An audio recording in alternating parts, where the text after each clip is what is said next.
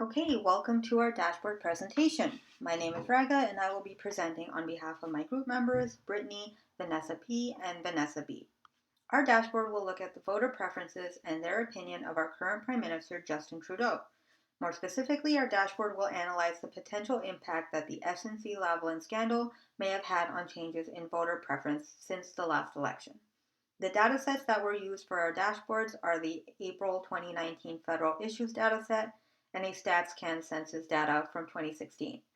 These two datasets will be used to analyze the difference and trends between two past elections to predict the next election. So this dashboard will analyze the demographic of the two datasets to see what voter preferences were at that time. The demographic criteria of the respondents in our selected datasets are gender, age, education, and household income. Our slicer will filter through this dataset to see which respondents are most likely to vote for which political party in the next election. For the purposes of our research topic, we will focus on Liberals and Conservatives, as Justin Trudeau is the leader of the Liberal Party, and the competitive political party with the most votes are the Conservatives. As you can see, in general for 2019, males, individuals 65 and older, those who have completed their college or university education, and those with 100,000 to 250,000 household income are the most likely to vote in an election. When filtering for both conservatives and liberal, these observations remain the same. In comparison, in 2016, females were more likely to vote than males, and those under the age of 25 were also more likely to vote. This is a drastic difference to the 2019 data. This finding remains the same when filtering for both conservatives and liberals.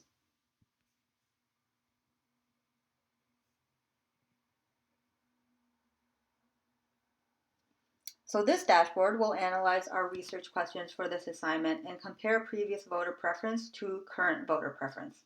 The SNC-Lavalin scandal was a Canadian political scandal that occurred in August of 2019 involving Justin Trudeau, his office, and SNC-Lavalin, an engineering company based in Montreal.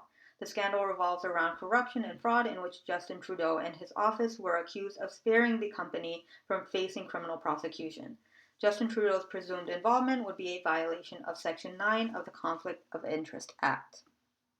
Our objective in this dashboard is to analyze if the SNC-Lavalin scandal has had an impact on the Canadian voter demographic in regards to their overall opinion of Justin Trudeau, and if there has been any change in political party association since.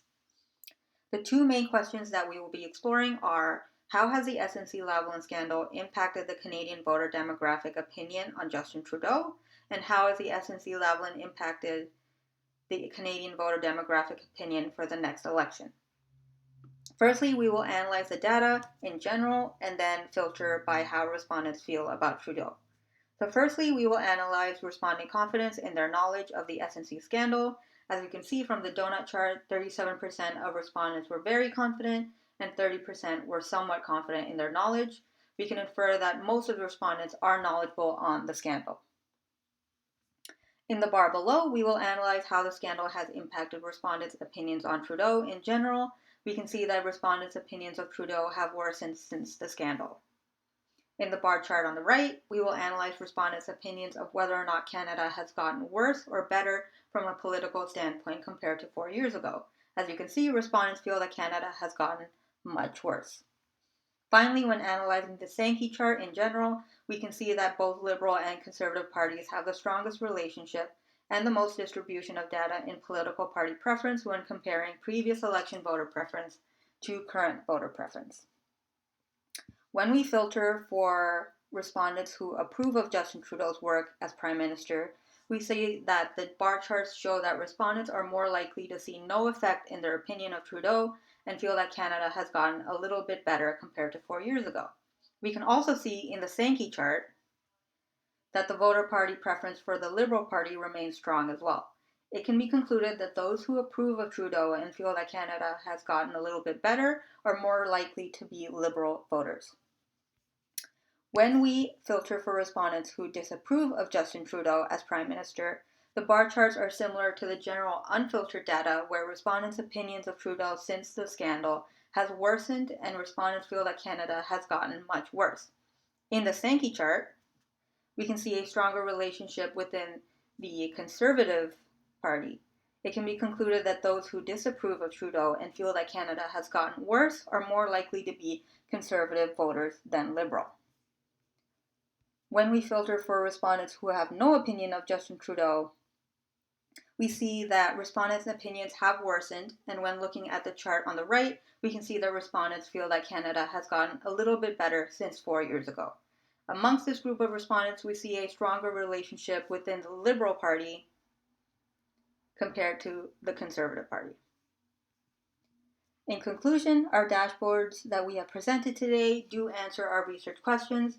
Our conclusion is that overall, respondents are knowledgeable on the SNC-Lavalin scandal, and the scandal has negatively impacted the respondents' opinions of Justin Trudeau as Prime Minister.